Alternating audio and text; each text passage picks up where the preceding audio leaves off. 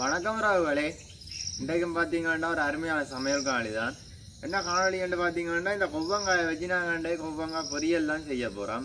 இந்த கொவ்வங்காயில் பார்த்தீங்கன்னா நிறைய மருத்துவ குணங்களும் இருக்குது, மற்ற இந்த சுகருக்கு நல்லமென்று சொல்கிறது.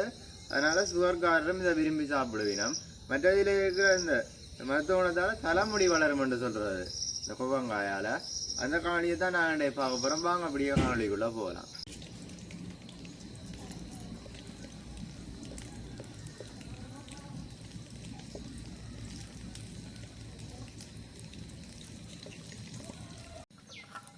நாங்கள் இப்போ இந்த கொவ்வங்காயை வடிவாக கழுவி எடுப்போம். கொவ்வங்காய் கிடைக்கிறது அரிது, எல்லா இடமும் இந்த கொவ்வங்கொடி முளைக்கிற இல்லை போல இது, சில இடங்களில் இருக்குது. இப்போ நான் இந்த கொவ்வங்காயை சின்ன வெட்ட போகிறேன். இப்படி மெல்லிஸாக நல்ல மெல்லிஸாக வெட்டணும். ஏன்னா இது சரியான கசப்பு தன்மை இந்த கொவ்வங்காய், அதால் நான் சரியான மெல்லிஸாக தான் வெட்டுறேன். பொரியல் தான் டக்கண்டு பொரிஞ்சு வரக்கூடியதான். மெல்லிசா வெட்டினா தான் டக்கண்டு பொரிஞ்சு வரும். பாவக்காய் மாதிரி கசப்பு தான் கொவ்வங்காயம்.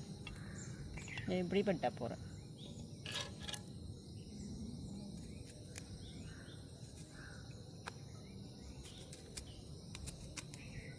இது இந்த சில பேர் கண்டிருக்கவும் மாட்டீங்க இந்த கொவ்வங்காயை, சரியான குறைவு தான். இப்போ கடையள்ளி அப்படி இருக்கிறேன்டி இல்லை, கொவ்வங்காயை கடையில் விற்கிறதா நான் காணே இல்லை.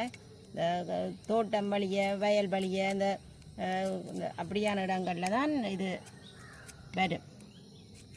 இந்த தோட்டத்தில் எல்லாம் அந்த சும்மா அந்த 10 இருக்குமே அப்படியான இடங்களில் தான் இது படர்ந்து வரும். அந்த சில மரங்களில் அப்படி பிடிச்சி தான் இது படரும்.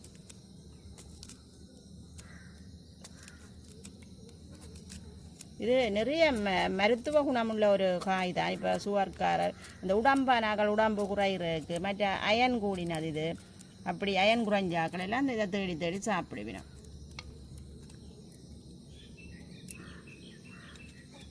இது அந்த சுவைச்சு சாப்பிட்ற அளவுக்கு இல்லை, பாவக்காய் மாதிரி தான். பாவக்காய் பல பேருக்கு பிடிக்காது, அதே மாதிரி தான் இதுக்கும் ஒரு மருத்துவ குணமுள்ள ஒரு உணவு நினைச்சு தான் இதை சாப்பிடுவோம். இந்த கொவ்வங்காய் கொவ்வம் பழமினிப்பு தன்மை, காய் தான் கசப்பு, பழமினிக்கும். நான் இதை பிடுங்கி வச்சு நாள் ஒரு கிழமை அப்படி வரும். இது பிடுங்கி வச்சு இதுக்கு நான் தேவையான அளவு உப்பு சேர்த்து கொள்ளுறேன்.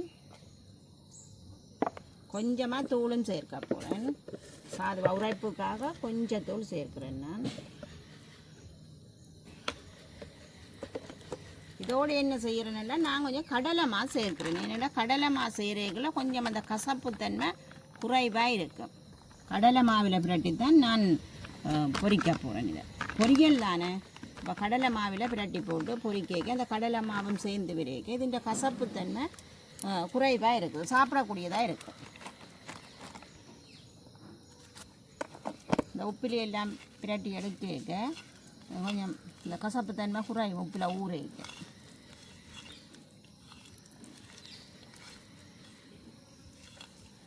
அப்படியே பிரட்டி விட்டுட்டு கொஞ்சம் நேரம் வைக்க போகிறேன். அப்படியே உரைப்பு உப்பு எல்லாம் செய்கிறதுக்கு நல்லா இருக்கும். இப்படியே மூடுவோம். எங்களுக்கு அடுப்பு நல்லா எரியுது, நான் ராஜி அடுப்பில் வைக்கிறேன்.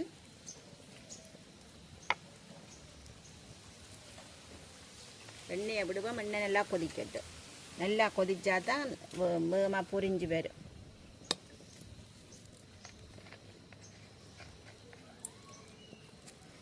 நாங்கள் சமைக்கிற இடத்த பார்த்தீங்கன்னா இதில் ஒரு துளசி நிற்குது. இதை கருந்துளசி என்று சொல்கிறது. துளசியில் பல வகை இருக்குது, ராமர் துளசி, கருந்துளசி, அப்படி பல வகையில் இருக்குது. இது கருந்துளசி நாங்கள் வீட்டுக்கு முன்னுக்கு வச்சுருக்கிறோம். அப்படியே மழை பெய்ய விதைகள் எல்லாம் கொண்டுப்பட்டு எல்லா இடம் ஓடி முளைச்சு நிற்கி. இதுலேயும் ஒரு துளசி நிற்கி, அதுலேயும் ஒரு சின்ன ஒரு துளசி கண்டு நிற்கிது.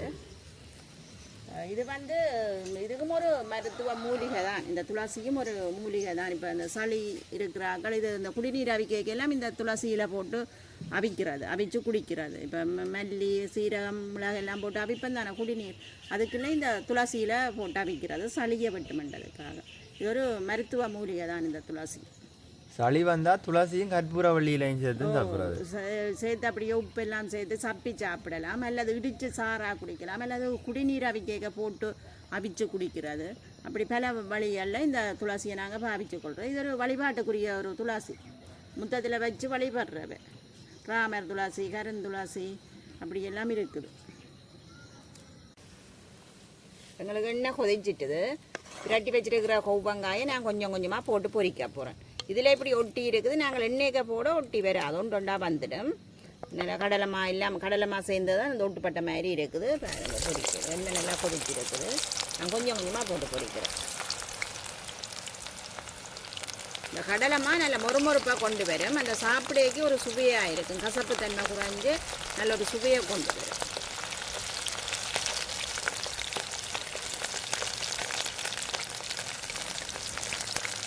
நல்லா மொறுமொரண்டு பொரிக்கணும். பொரிஞ்சால் தான் சாப்பிடலாம்.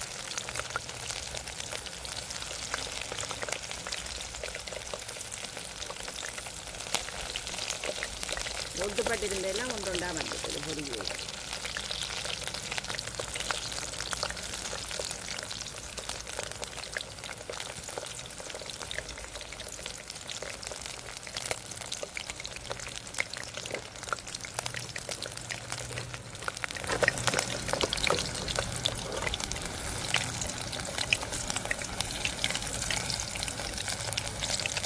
இது பொரிக்கிறது ஒரு இலகுவான வேலை, கஷ்டமண்டு இல்லை. வேகமாக பொரித்து கொள்ளலாம். உங்களுக்கு வெங்காயம் கிடச்சி வேண்டாம் இது இன்னும் செய்து சாப்பிட்டு பாருங்க, நல்லா இருக்கும்.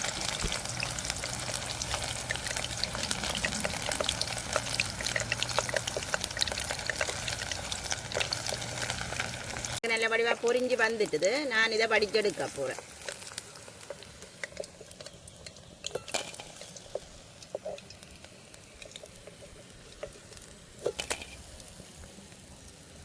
இது நாங்கள் கொவ்வங்காய் கிடைக்க கொஞ்சம் பொரிச்சு வச்சால் ஒவ்வொரு நாளும் பொரிக்கணும் மாட்டில்லை. பொரிச்சு ஒரு போத்தலில் போட்டு வச்சால் இப்போ வடகம் அதுகள் செய்து சாப்பிட்றோம் தானே, அதே மாதிரி இதையும் சாப்பிடக்க 1-2 எடுத்து சாப்பிடலாம்.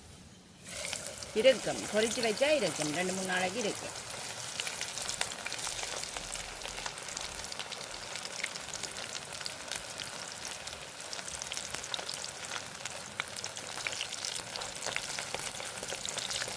ரெண்டாவது தரம் போட்டதும் பொரிஞ்சு வந்துட்டுது. நாங்கள் இந்த கொவ்வங்காயை வெட்டுறதுலாம் இருக்குது. நல்ல மெல்லிசாக வெட்டினா தான் உள்ளுக்கு இருக்கிற விதையெல்லாம் பொரிபட்டு வரும். இப்போ தான் அந்த கசப்பு தன்மை குறையும். நாங்கள் வெட்டேக்கில் சரியான அவதானமாக வெட்டணும், நல்ல மெல்லிசாக வெட்டணும். இப்போ பார்த்தீங்கன்னா அப்படியே ஒட்டுப்படாமலே வந்துருக்குது. ஒன்றொண்டா கலண்டு வரும், கடலை மாதானே ஒன்றொண்டா வரும். அந்த மெல்லிசா வெட்டி அந்த விதைகள் பொரிபட்டால் தான் கசப்பு தன்மை குறையும்.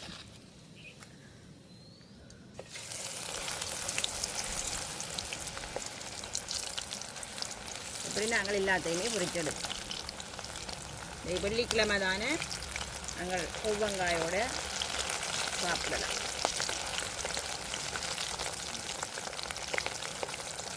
இப்போ பார்த்தீங்கன்னா நாங்கள் கொவ்வங்காய் பொரியல் நல்ல வடிவாக செஞ்சு எடுத்துட்டோம்.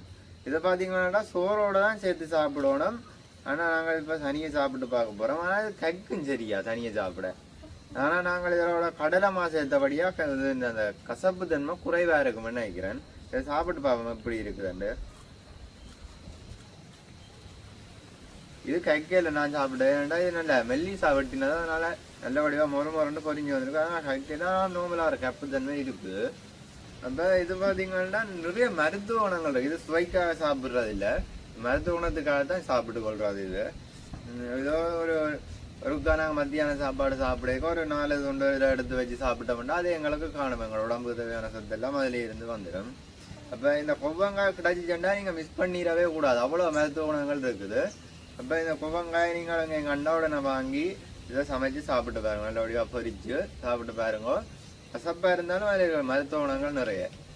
அப்போ நாங்கள் இதோட இந்த காணொலியை முடிச்சு கொள்வோம். பாய்.